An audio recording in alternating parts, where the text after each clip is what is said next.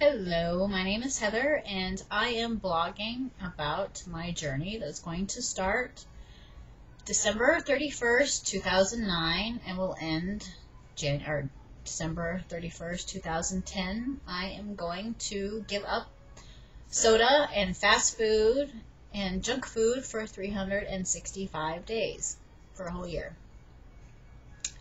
So, the reason why, you might ask, is just because it's a personal mental challenge that I want to take. And, the last 6 months or so, my diet has not been the greatest because I've had some changes in my life. I sold my house in Melbourne, thank goodness. I moved to Safety Harbor, Florida, then to Clearwater, Florida, which I love here. Tampa Bay is awesome. And my kids have had to change schools, some family issues, blah, blah, blah, blah, blah. Everyone, we've all had them. So, like I said, my diet, I was eating later at night. I figured I'm joined a gym, I'm working out, I can eat whatever I want when I want. No, you really can't.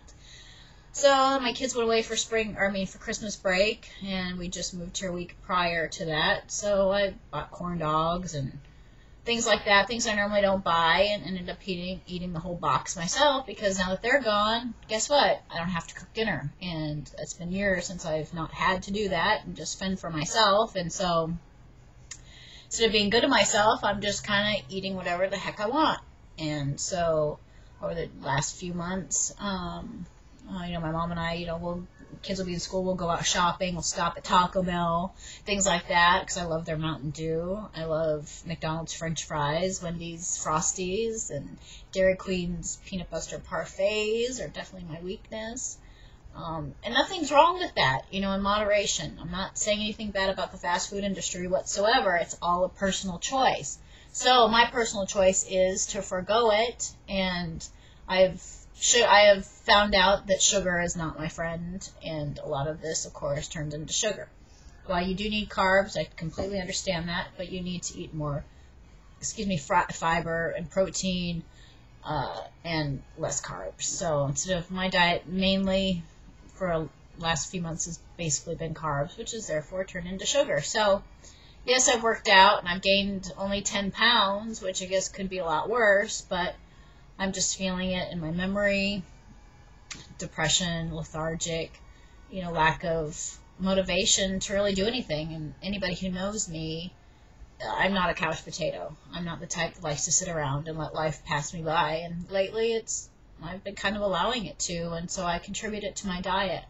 So I wanted to blog about it, because I'm sure there's plenty of people out there that maybe feel the same way and not exactly sure why. A lot of people don't contribute diet to well-being. And I'll be the first to say, someone who is usually taken very good care and very great care as far as my diet and what I purchase, and then go from that extreme of taking really good care of myself and feeling good to just eating stuff like this for a very short amount of time. And I'm not talking, even once or twice a week, maybe just 3 or 4 times a month, but I've definitely noticed a change for me. So again, it's the sugar. So soda is the number one culprit for me. I know that. So I've got to stay away from the fast food, because then guess what? I want the soda. And I don't drink diet soda. I very rarely drink it. And I'm going to have to stay away from my Frappuccinos from Starbucks, which are awesome. But guess what? High in sugar. I am a sugar junkie. I have realized that. So, the reason why I'm craving the corn dogs at 9 o'clock at night and the soda and everything else is because sugar. I've been up and down on this sugar roller coaster for the last few months, and guess what? I feel like crap. And I've got the waistline to prove it. So, when I start kind of overhanging on my jeans a little bit, I'm like, okay, and it's just not comfortable. It's not attractive. It's not comfortable. It's depressing. So, therefore, it kind of is a vicious cycle. So then guess what you do? And you reach for another corn dog because you're depressed. So then it's just a vicious cycle. I want to break that cycle before I'm 50 pounds overweight or 75 pounds overweight. You don't get 10 pounds overweight overnight, and you don't get 75 pounds, gain that overnight either. So I have been on both ends of the spectrum, and I know what it's like to eat healthy and to make a conscious effort to, eat soups and eat, your carbs in the morning, and then, eat protein the rest of the day. Have a big lunch and a light dinner and nothing after 7 o'clock. And if you're hungry later, then you're probably just dehydrated and need to drink that water. And I've done all that and been really good to myself and disciplined, and I know how much better I feel. So, like I said, I wanted to blog about it to keep me honest, and also maybe spread some awareness about it that, for some people you can maybe eat junk food or fast food once or twice a month and be okay. But for me, I can do that too and be all right, I'm sure. But it's just a personal challenge, more mental, I think, than physical, just to see if I can do it. So, and I know that I can, one day at a time. And just like when I quit smoking, I had the cravings, and I fell off the wagon a few times, I'm not going to lie.